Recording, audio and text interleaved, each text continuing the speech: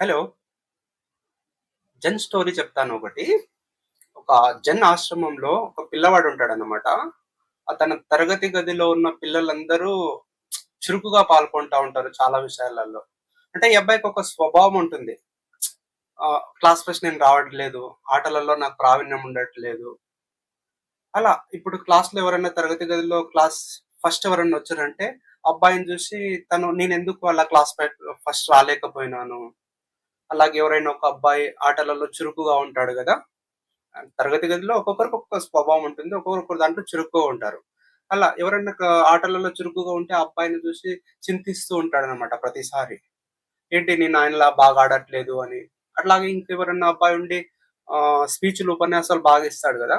వాళ్ళని చూసి గూడంగా నేనెందుకు అలా ఇవ్వలేకపోతున్నానని ప్రతిసారి చాలా దీర్ఘంగా ఆలోచిస్తూ, ప్రతిసారి దీర్ఘంగా అంటే ప్రతి సందర్భం ఎవరైనా తనకన్నా ప్రావీణ్యం చూపిస్తే, తనకన్నా చురుకుగా అనిపిస్తే తను చింతించడం అనేది తన స్వభావంగా మారిపోయిందది.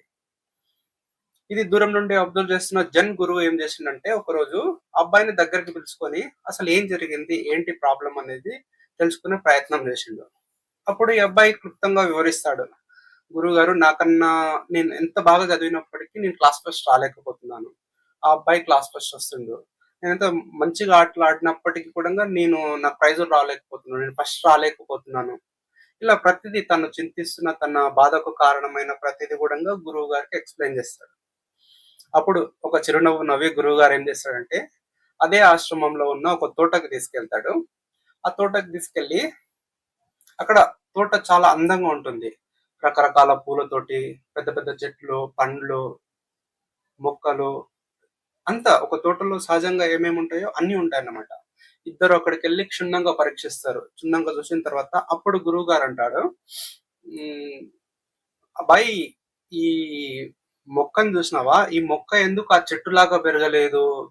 నీకేమైనా అనిపిస్తుందా చెప్పు" అంటే, అప్పుడు ఆ అబ్బాయి నవ్వి, "గురువుగారు ఇది మొక్క కాబట్టి ఆ చెట్టులాగా పెరగలేదు. అందుకే చిన్నగా ఉంది" అని చెప్తాడన్నమాట. అప్పుడు అలాగే ఇది ఇది పరీక్షించు. ఈ చెట్టుకెందుకు కాయలు కాసినాయి, పండ్లవుతున్నాయి. మరి ఈ చెట్టుకెందుకు పూలున్నాయి అని అడుగుతాడన్నమాట. అప్పుడు కూడా ఇంగ ఆ అబ్బాయి బాగా నవ్వేసి, గురువుగారు అది ఆ చెట్టుకు పండ్లవుతాయి, కాయలవుతాయి. అందుకే పండ్లున్నాయి. ఈ చెట్టు పూలిచ్చే చెట్టు. అందుకే పూలున్నాయి అని చెప్తాడన్నమాట. అప్పుడు ఆ గురువుగారు నవ్వి, ఈ తోటని క్షుణ్ణంగా పరీక్షించు అని చెప్పి, ఇప్పుడు ఏ మొక్క దాని స్వభావానికి అనుగుణంగా అది పెరుగుతుంది. ఈ చిన్న మొక్క ఉంది. దాని స్వభావం అంతవరకు పెరగడమే. ఆ పెద్ద వృక్షం ఉంది. దాని స్వభావం పెరిగి దానికి కాయలు కాసి పండ్లనివ్వడం. అలాగే ఇక్కడే ఉన్న పూల చెట్లను చూపిస్తాడన్నమాట. గురువుగారు ఆ పిల్లవాడికి చూపించి, ఈ ఈ ఈ ఈ పూలెందుకు ఇంత అందంగా ఉన్నాయి? గులాబీ చెట్టుని చూపించి, ఈ పూలు ఇంత అందంగా ఉన్నాయి గదా! కానీ దీనికన్నా ఎక్కువ సువాసన ఇచ్చేటి మల్లె చెట్లు ఇక్కడున్నాయి. దీనికెందుకు సువాసన అంత లేదు? ఈ ఈ ఈ మల్లె చెట్టుకెందుకు అంత సువాసన వస్తుంది అని అడుగుతాడన్నమాట. అప్పుడు ఆశ్చర్యానికి గురైతాడు. అంటే ఈ క్వెషన్స్ అన్నీ అడగడం చూసుట్లా ఈ అబ్బాయి ఆశ్చర్యానికి పోతాడు. ఇంత మంచి తోటలో ఇన్ని రకాల క్వెషన్స్ రావడం అనేది అబ్బాయికి ఒక ఆలోచన ధోరణి అనేది తీసుకొస్తదన్నమాట. అప్పుడు గురువుగారు ఎక్స్‌ప్లెయిన్ చేస్తారు. ఈ తోటలో ఉన్న ప్రతి ఒక్కొక్క దానికి ఒక్కొక్క సహజ సిద్ధమైన స్వభావం అనేది ఉంది. మొక్కగా ఉండడమే దాని సహజ సిద్ధమైన స్వభావం దానిది. అలాగే మల్లె చెట్టుకు పువ్వులొచ్చి సువాసన వెదజల్లడం అనేది దాని సహజ స్వభావం. అలాగే రోజా పూలైనా, అలాగే పెద్ద పెద్ద చెట్లకైనా, పండ్లు అయినా సరే అవి వాటి సహజ సిద్ధంగా వాటి స్వభావానికి అనుగుణంగా అవి పెరుగుతున్నాయి, పూలనిస్తున్నాయి, పళ్ళనిస్తున్నాయి.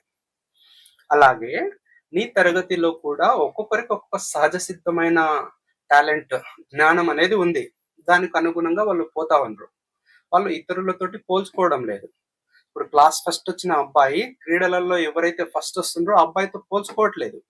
తను చదువుకుంటూ పోతున్నాడు. అలాగే ఎవరైతే క్రీడలలో, స్పోర్ట్స్‌లలో చాలా ప్రావీణ్యం ఉండి ఫస్ట్ ప్రైజ్ తెచ్చుకుంటున్న అబ్బాయి ఉన్నాడో, తను గూడంగా ఈ వ్యక్తితో పోల్చుకోవడం లేదు. తన ఆటలలో తను నిమగ్నమై తన 100% ఇస్తున్నాడు. అందుకే తను ఫస్ట్ వస్తున్నాడు. తిను చదివే అబ్బాయి గూడంగా తన 100% ఇస్తున్నాడు. బాగా చదువుతున్నాడు కాబట్టి ఫస్ట్ వస్తున్నాడు. కాకపోతే నువ్వేం చేస్తున్నావంటే వాళ్ళతో పోల్చుకొని, వీళ్ళతో పోల్చుకొని నీ సహజ సిద్ధమైన స్వభావం ఏదో తెలుసుకోలేకపోతున్నావు. నేనొక్కడే గాదు, నీలాగా తరగతి గదిలో ఇంకా చాలా మంది ఉన్నారు. ఇలా వివరిస్తూ ఉండేసరికి ఆ అబ్బాయికి ఒక జ్ఞానోదయం అయిపోతది. ఓకే. నా సమయాన్నంతా నేను వృధా చేస్తున్నాను. సహజంగా నాకేమి ఇష్టమో అది తెలుసుకోలేకుండా నేను ప్రతిసారి వాళ్ళని జూసి, వీళ్ళని జూసి ప్రతిసారి నేను ఈర్ష్యపడి, బాధపడడమే నేను జేసిన తప్పు. సో, ఇక నుండి నా సహజ సిద్ధమైంది ఏంటో అని వెతికే ప్రయత్నం చేస్తాను గురువుగారని గురువుగారితో చెప్తాడన్నమాట. ఈ ఈ కథని చిన్నగా ఎక్స్‌టెండ్ చేస్తే కొన్ని రోజులలో తను వీళ్ళందరి గురించి పట్టించుకోకుండా తన పని మీద తను 100% ఫోకస్ చేయడంతోటి తనకిష్టమైన దాంట్లో ఏదో తన జ్ఞానం తను తొందరలోనే తెలుసుకొని అది కొనసాగించిండు. కథ ఇక్కడికి అయిపోయింది. ఇదే కథని ఈ పోల్చుకోవడము అనేది సహజంగా మన జీవితాల్లోకి తీసుకొచ్చినట్టయితే ఇది చాలా మందిని బాధిస్తా ఉంది. ప్రతి విషయంలో కూడా పోల్చుకుంటుండ్రు. ఒక అబ్బాయికి జాబ్ వస్తే అక్కడికి సాటిస్ఫాక్షన్ పొందట్లేదు. ఇంకా వాడికన్నా పై జాబ్ ఎవరికన్నా వస్తే ఇంక కుళ్ళుకుంటుండు. నన్ను తక్కువ అయిపోయినానే అని. ఉన్న దాంట్లో సరిపెట్టుకోలేవా? లేదు. అయినా పర్లేదు. కుళ్ళుకోకుండా ఇంకో పెద్ద జాబ్ తెచ్చుకోవడం కోసం ప్రయత్నించు. నువ్వు కుళ్ళుకొని ఏం లాభం? కుళ్ళుకొని నిద్ర లేకుండా నిద్ర లేని రాత్రి గడపడం ఎందుకు? ఇది మాత్రం నేను చెప్పాలనుకుంటున్నాను.